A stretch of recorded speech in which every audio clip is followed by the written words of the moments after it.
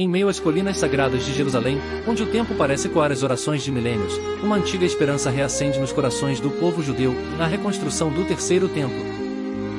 Este não é apenas um projeto arquitetônico, mas um símbolo profundo de fé, identidade e redenção. Segundo a tradição judaica, o terceiro templo será erguido no Monte do Templo, o local mais sagrado do judaísmo, onde outrora se encontravam o primeiro templo, construído por Salomão, e o segundo templo, reconstruído após o exílio babilônico. Ambos foram destruídos, mas a ideia de um novo templo permanece viva há 2000 anos, e a tradição judaica e rabínica esperam o cumprimento da previsão de Ezequiel 40:48.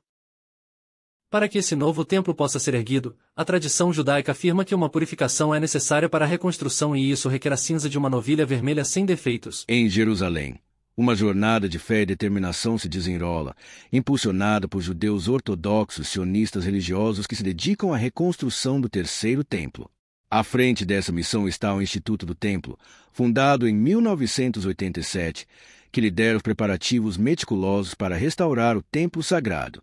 Essa organização já confeccionou utensílios sagrados, como o menorá de ouro, e estabeleceu um registro de sacerdotes, os Kohanim, com linhagem comprovada, treinando-os para os rituais conforme as tradições ancestrais.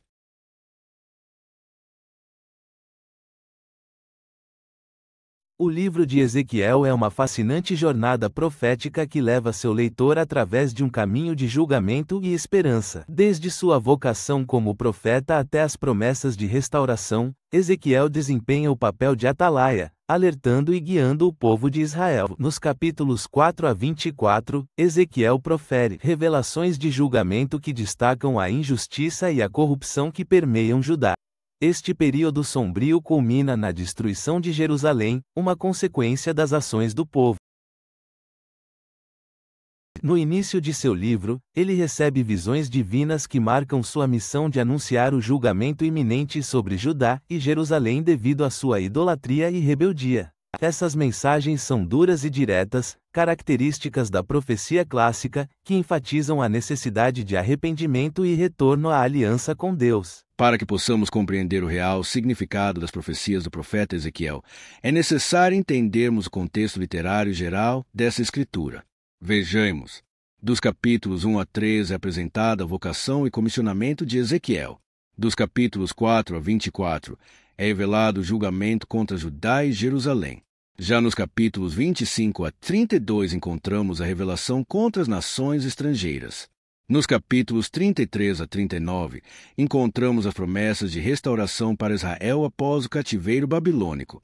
No capítulo 37, versos 24 e 25, Deus declara que restabeleceria a monarquia davídica, declarando: "Meu servo Davi será rei sobre eles."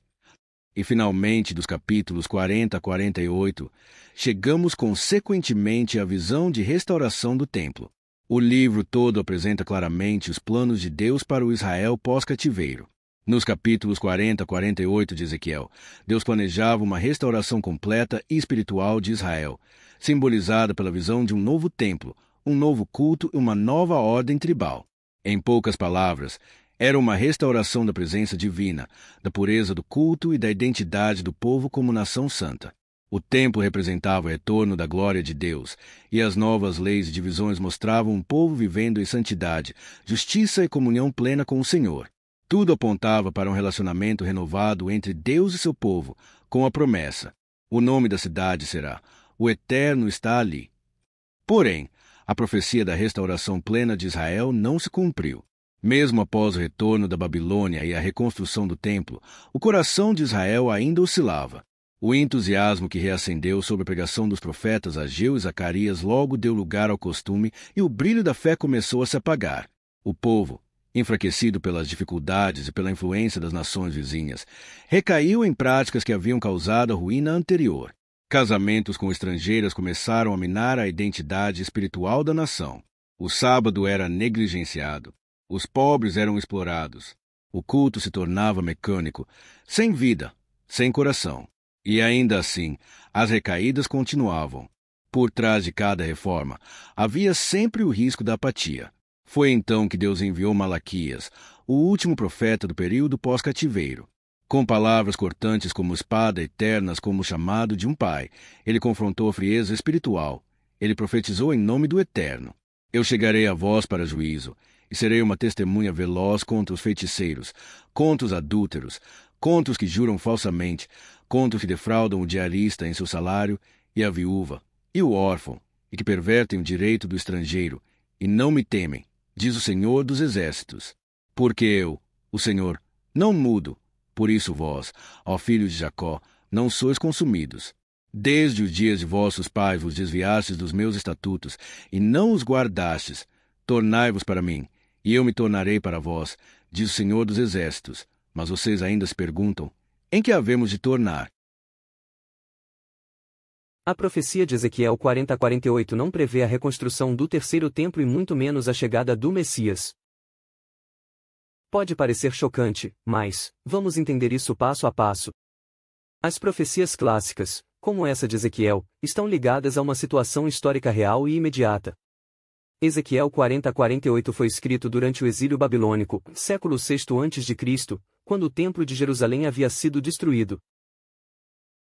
O profeta apresenta uma visão de restauração, especialmente do templo, da terra e da adoração, como resposta à crise vivida por Israel naquele tempo.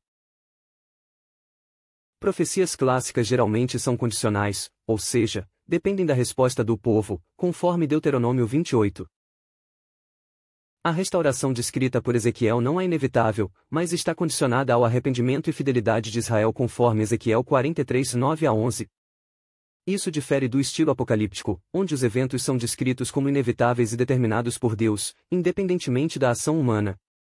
A profecia clássica frequentemente lida com Israel como nação literal, com divisões territoriais específicas e suas tribos. Ezequiel 40:48 não usa símbolos complexos, bestas ou números codificados.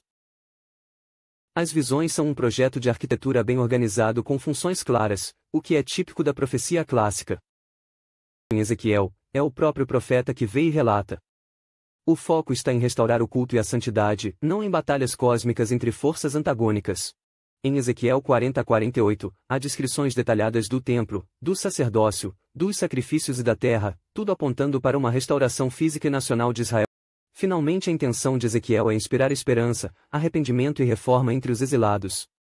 Ele mostra como poderia ser sido. Para muitos, essa construção é um marco futuro.